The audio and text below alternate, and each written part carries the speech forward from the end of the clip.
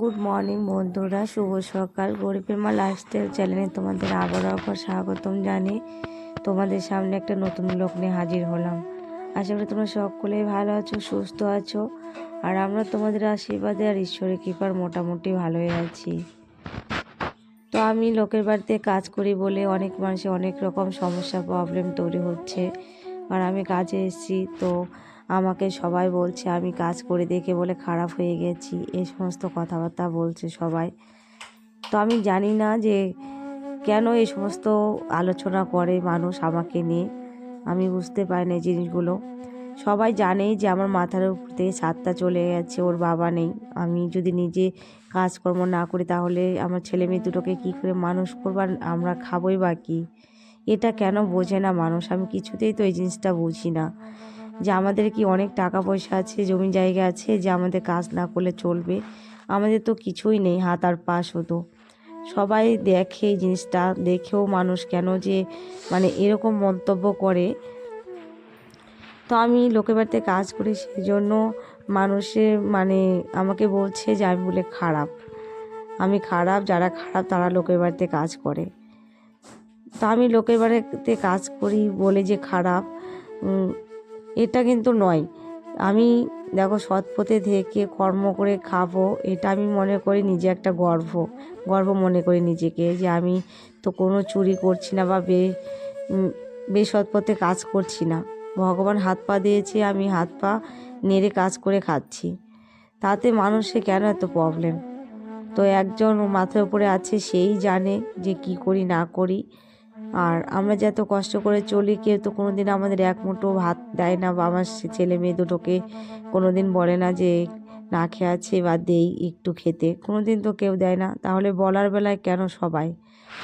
আর আমাদের ওর বাবা ছেড়ে গেছে পরে, তো আমরা আমার শ্বশুর বাড়িতে থাকতে পারিনি, আমার শাশুড়ি আমাদেরকে রাখেনি, সেটাও সবাই দেখেছে জানে।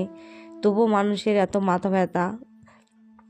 তাহলে মানুষে কি চাচ্ছে? যে আমরা না খেয়ে রাস্তায় রাস্তায় ভিকি করে বেড়ায়, না খেয়ে আমরা মরি, এটাই চাই সবাই? তাহলে কি সবার শান্তি হবে?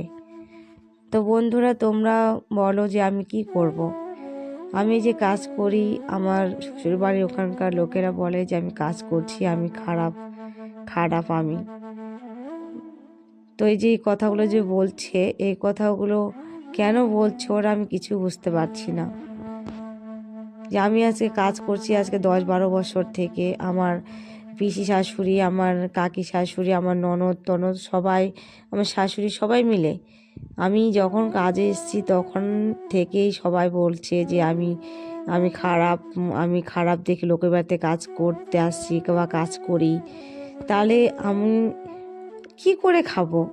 আমার শাশুড়ি, আমার ননদ, আমার পিসি শাশুড়ি সবাই যে এই কথাগুলো বলছে, আমি কি করে খাবো? তাহলে আমি যদি বলতে যাই তাহলেই ঝগড়াঝাটি লাগবে, সেই জন্য আমি কাউকে কিচ্ছু বলি না, উত্তর দেই না, চুপ করে থাকি। যে যে যা বলুক, মাথার উপরে ভগবান আছে, তাকে আমি জানিয়ে রাখি যে ভগবান তুমি দেখো, তুমি তো জানো আমি কি করছি না করছি, আমার সন্তানদের আমি কী করে মানুষ করছি।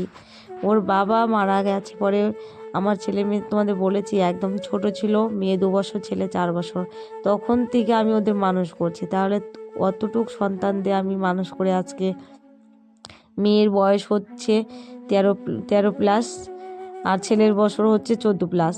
তাহলে ছেলে 9-এ পড়ে, মেয়ে 7-এ পড়ে, এত বড় বড় হয়েছে ওরা।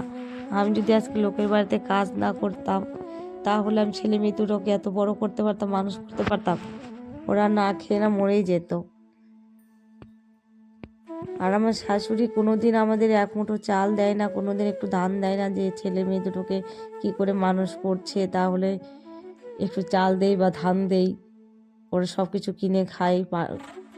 মেয়ে মানুষ হয়ে কি করছে না করছে কোনোদিন তো দেয় না, কোনোদিন দেয় না, কোনোদিন আমাদের দেখে না, 1 টাকা দিয়ে সাহায্য করে না। তাহলে কেন এই সমস্ত কথা বলে? কি বলবো আর বন্ধুরা তোমাদের, মানে আমার দুঃখে শেষ নেই। মানে মাথার উপর থেকে যদি কারো ছাদ চলে যায়, আর উঠতে বসতে সবসময় লোকে কথা শোনায়। সে যদি খারাপ সৎ পথেও থাকে, ভালো পথেও থাকে, তবুও দেখবে যে মানুষের অনেক রকম খারাপ কথাবার্তা, খারাপ মন্তব্য। মানুষ এটা বোঝে না যে সে মানুষটা চলবে কি করে, যদি কাজ না করে লোকের বাড়িতে চলবে কি করে। আর লোকের বাড়িতে কাজ করি বলে কি আমি খারাপ হয়ে গেছি, আর লোকের কাজ করা বলে ছোট মনে করে? সবাই তো কাজ করে খায়, আমি নয় লোকের বাড়ি কাজ করি, আরও অনেকেই তো অনেক রকম কাজ করে, সবাই তো পরের কাজই করে। লোকের কাজ না করলে লোকে কি টাকা দিবে আমাদের? নিজের কাজে কোনোদিন টাকা পাওয়া যায়, কোনোদিন পাওয়া যায় না। লোকের কাজ করলেই তো লোকে টাকা দেয়, তাহলে তাদের কোনো মান সম্মান যায় না, কোনো কিছু যায় না। আর আমি লোকের বাড়িতে কাজ করে দেখে মান সম্মান চলে গেছে।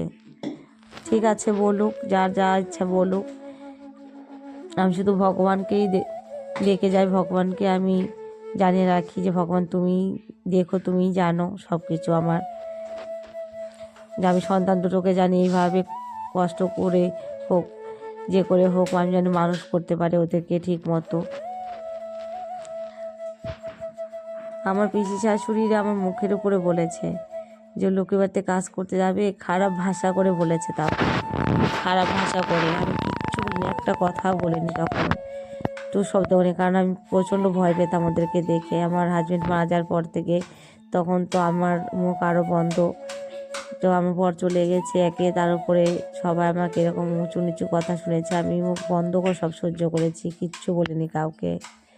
কিন্তু এখন সময়তে মনে হয় থেকে থেকে যে ভীষণ কষ্ট হয়, যে এখনও এতদিন বলেছে এখনও পর্যন্ত বলে সবাই।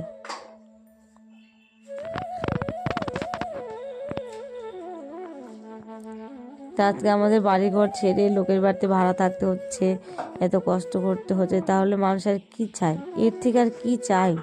মানুষে কী চায় তারা?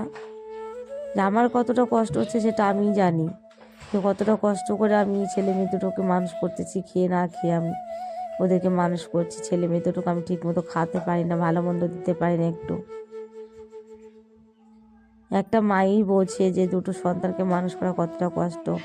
আজকে আমার জায়গায় যদি ওর বাবা থাকতো, ওর বাবাকে পারতো আমার মতো কষ্ট করে ওদেরকে মানুষ করতে? কোনোদিনই পারতো না। একটা ছেলে মানুষ কোনোদিনই পায় না। একটা মেয়ে যতটা ধৈর্য শক্তি আছে, একটা ছেলে মানুষের ততটা ধৈর্য শক্তি নেই। এক এক সময় মনে হয় এই জীবন আর রাখবো না, যে সুসাইড করে মরে যায়। এত দুঃখ কষ্ট, তার উপরে লোকের নানান রকম উল্টাপাল্টা কথাবার্তা। কিসের আশায় বেঁচে আছি? কার জন্য বেঁচে আছি? এত দুঃখ কষ্ট আর সহ্য করতে পারছি না আমি। যতদিন বেঁচে থাকবো এই দুঃখ কষ্ট লড়াই করেই যেতে হবে মনে হয় আমাকে। আমি আর পারছি না, ধৈর্য হারিয়ে যাচ্ছি।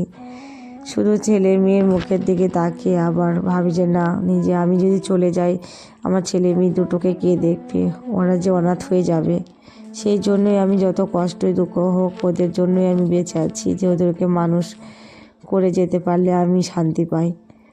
তো বন্ধুরা, প্লিজ আমাদের ভিডিওটা যদি তোমাদের ভালো লাগে আমাদের চ্যানেলটাকে সাবস্ক্রাইব করে আমাদের পাশে থেকো।